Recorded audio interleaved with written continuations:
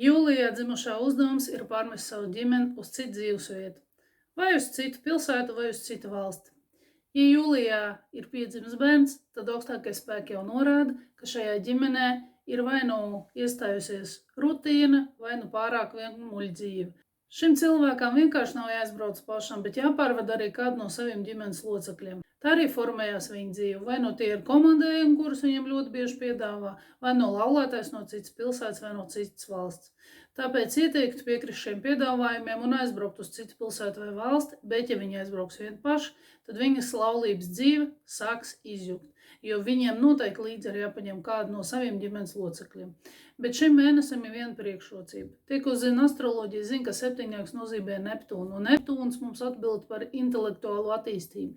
Ja viņi izlems palikt savā dzimtajā vietā, tad viņam ir jāpaukstina intelektuālais līmenis saviem vecākiem. Tas, protams, ir šī uzdevuma zemākais līmenis. Augusts zīme astoņnieks nozīmē taisnīgumu. Ja pāris ir apprecējies un jau gaida mazuli, kurš plānoja piedzimt augustā, tad tas jau norāda, ka vecāki ir izdarījuši nepareizi izvēli savā pretējā partnerī. Viņiem vajadzēja būt citiem partneriem, un šis bērns ir tas, kurš notur šīs attiecības kopā uz kādu laika posmu. Bet galvenais šī bērna uzdevums ir tāds pats gandrīz kā jūnijā dzimušiem bērniem, tas ir atrast kompromisu starp abām pusēm, bet šeit šis konflikts ir daudz lielāks. Un ja viņi neiemācīsies samierināt šos vecākus un dzēst jebkuru konfliktu ģimenē, tas var būt māsa, brālis, vectētiņš, vecmāmiņa, vectētiņš un viņa dēls, jebkurš konflikts ģimenē, nekādā gadījumā pats bērns nedrīkst būt šī konflikta cēlonis šai ģimenē. Tad viņam nākotnē būs grūtības izveidot savu ģimeni. Ja bērni sāk atstrādot šo uzdevumu jau bērnībā, tad šie bērni vislabākie speciālisti jurisprudences jomās, jo viņi ļoti smalki jūt šīs robežas, kas ir starp cilvēkiem, kur var pārkāpt, kur ne, lai nesāktu šis konflikts. Septembra bērni ir vistalantīgākie, jo viņam ir visaugstākais astrālais ķermeņa līmenis. Viņi visvairāk saņem talantu no savas dzimtes. Parasti tā ir ekstrasensorika. Ekstrasensorika jau vārds pats nozīmē ekstrasensorika, paaugstināta jūtība kaut kādā jomā. Izskatam, kuri dzimuši 1900. gados, tad dzimšanas datumā jau ir 2 devinieki. Tas jau norāda, ka šim cilvēkam ir domāšana tēlos, un tā jau ir viena no radošuma izteikta pakāpēm. Uzreiz tas norāda, ka šī persona ir ļoti radoša, un tas jau ir kā izēja uz augstāko ekstrasensorikas līmeni. Tāpēc septembrī dzimušajiem ir ļoti daudz talantu, un galvenais vecāku uzdevums ir bērnam atrast šo talantu. Šis bērns ir tik talantīgs, ka viņš var izslavēt visu savu dzimtu, un tas arī ir viņa galvenais uzdevums attiecībā pret dzimtu. Kļūt slavena. Oktobrs. Desmitnieks, tā ir visneparastākā zīme, un tas ir viss stiprākais egregors, jo vienā no šīm sistēmām šī zīme nozīmē finanses. Šis bērns ir atnācis, lai palielinātu savu dzimtes kapitālu, bet viņam jānopelna tiesības saņemt mantojumu.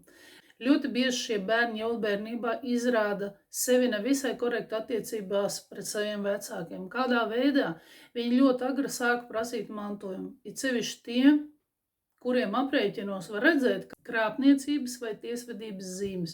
Šeit mēs runājam par iepriekšējās dzīves pieredzi. Viņi var sākt izmantot šīs vecāka attiecības un sākt agri konfliktēt finansiālos jautājumos. Oktobra bērni diezgan bieži uz dzīvi skatās merkantīli, bet kāpēc tā? Tāpēc, ka viņa uzdevums ir saņemt mantojumu no dzimtas, to palielināt un nodot tālāk dzimtā. Visbiežāk kļūda, ko šie bērni pieļauj bērnībā, ir konflikti attiecībā pret vecākiem vēlākā vecumā, ja viņi ir nopelnījušies tiesības saņemt mantojumus, protams, ja viņi to ir izdarījuši. Sākās nākošais jautājums. Kā rīkoties ar saņemto mantojumu? Šeit bieži šie bērni pārdod mantojumu, un to kategoriski viņš darīt nedrīkst, jo no šī brīža viņam sākās galvenās problēmas viņa dzīvē. Viņam ir tiesības to pārdot, bet atcerieties, kāds ir uzdevums. palielināt dzimtas kapitālu, un tā ir ļoti liela atbildība. Jūs varat pārdot, ieguldot savu naudu, paplašināt šī mantojuma vai nu platību, kvadrātmetrus, vai uztaisīt dārgu remontu, ieguldot savus līdzekļus tam īpašumam, kuru jūs nopērkat pēc tam. Ja jūs pārkāpjat šos noteikumus, jums sāk atņemt naudu, atņemt darbu, atņemt iespējas nopelnīt. Kāpēc? Tāpēc, ka augstākie spēki jums naudu dod, lai jūs nodrošinātu savu ģimeni, lai jūs palīdzētu savai dzimtai. Jā, jūsu pienākums ir finansiāli palīdzēt. Kāpēc tā? Šeit drusku jāizskat karmas jautājumu, un daudziem ir zināms, ka mēs piedzimstam savos pēcnācējos, un to ļoti viegli var aprēķināt, izmantojot likumsakarības un aprēķinus. Bērni, kuri dzimuši oktobrī, nākotnē piedzims 4. paaudzē, tieši tajā pašā dzimtā. Šeit atbildi zina tie, kuri saprot jautājums par ēterisko ķermeni, kurš atbild par formu. Mēs piedzimstam vienā un tajā pašā dzimtā un esam morfoloģiski līdzīgi, par ko tā kā mēs izskatāmies, atbild mūsu ģenētika. To mantojumu, kur jūs nododat saviem bērniem, tas ir mantojums, kuru papildinās šie bērni. Un jūs piedzimsiet nodrošinātā dzimtā, ja mēs skatāmies 4. paaudzē.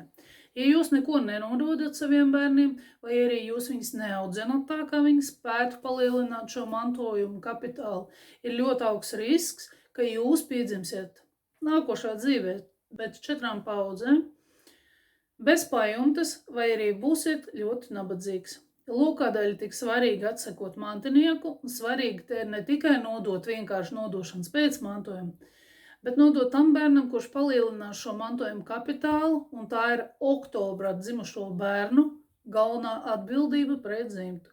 Lielākā šo bērnu problēma ir tāda, ka viņi izjauc īpašumus, vai arī mīl aizņemties kredītsaistības. Novembrī dzimušie bērni atnākuši dzimtā, lai arī veiktu grūtu uzdevumu. Viņu uzdevums ir paaugstināt dzimtas statusu. Viņiem ir jābūt pēc statusa augstākam nekā viņa vecākiem. Ja viņa vecāki bija strādnieki, tad viņiem jākļūst brigadierim vai priekšniekam. Tāpēc tādiem bērniem vajag aizdomāties par profesiju, kur var profesionālā ziņā paaugstināt un iegūt status. Ļoti labi šiem bērniem padodas profesijas novirzieni saistīti ar sportu, jo viņiem ļoti patīk šķēršļi, viņiem ļoti nepatīk, ka dzīvē ir vienkārši situācija stabila. Tikko viss ir stabili un viegli, viņiem liekas, kaut kas te nav riktīgi, kaut kas aiz tā slēpjas, un tas ir pareizi, jo viņiem ir jāiemācās cīnīties un pretoties. Kā gan savādāk viņi var paaugstināt savu statusu savā dzimtā, un tas ir viņa galvenais uzdevums. Negatīvā aspektā šī zīme, sevišķi, ja nevar sasniegt šo status, ļoti bieži zemākā līmenī pārvēršas agresijā, jo nav cienīgi pretinieki. Vai no otrādi, citi ļoti bieži traucē viņam sasniegt šo status. Tāpēc labi novirzīt šādu cilvēku uz sportu, lai daļu savas enerģijas viņš patērētu tur cīnoties pa medaļām un citiem sportistiem. Decembris. Šie bērni nav atnākuši ne pie viena, un nevienam vispār neko nav parādā. Ja mēs atceramies dvēseles vecumu, maksimālais vecums 10 000 gadi, tad šos bērnus mēs varētu pielīdzināt 1500 gadiem. Šis ir ļoti jauns dvēseles, kas pagaidām vēl ir maziņi.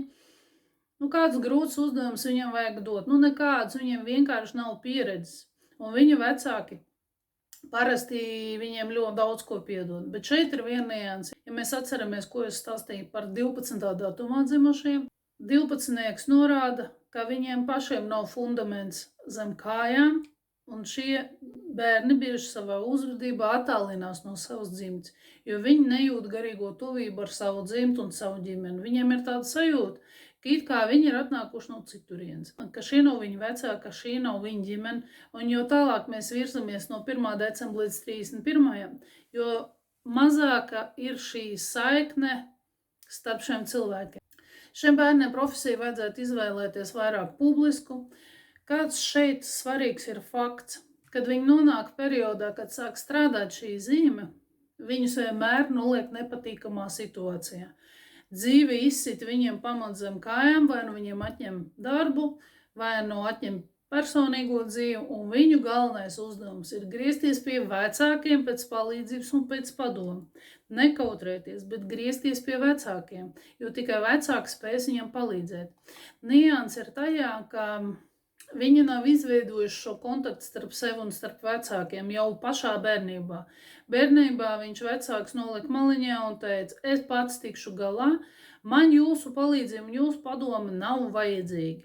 Bet pēc tam, kad viņš atnāk atkal pie saviem vecākiem otrais, kad viņam jau bija pār 20, 30, tad vecāki ko viņam atbild? Nu, tu taču visu pats, tu esi tik ļoti atbildīgs cilvēks, tāpēc visus savus jautājumus tagad risini tu pats.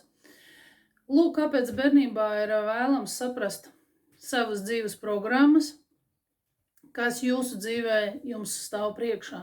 Mēs piedzimstām dzimtā ne jau nejaušības pēc, bet gan tāpēc, ka mums ir konkrēti uzdevumi attiecībā pret savu dzimtu.